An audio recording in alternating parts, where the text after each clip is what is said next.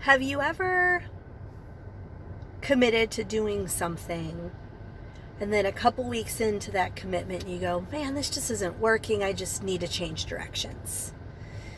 That happened to a client of mine, and we were working through that, and he said, yeah, it's I think I need to pivot. I don't think this is the right direction. And we unpacked that a little and really got to the root of something. And it's actually a riff on a Vince Lombardi quote. Y'all have heard the quote, winning is a habit, but so is losing.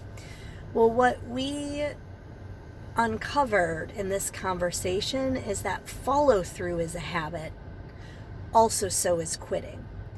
And so in figuring out if he should change directions or actually stick through the commitment he made for the time frame that he made it, 90 days of a certain level of activity and a certain amount of consistency, we said, is this pattern showing up in your life where you start something and then don't follow through?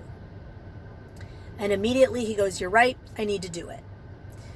It wasn't just about the activity. He might get through the 90 days and figure out that some tweaks need to be made or there's something that's a better use of his time.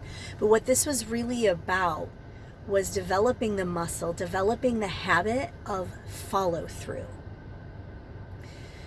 So for me, for you, for all of us, is our follow through muscle growing and strengthening?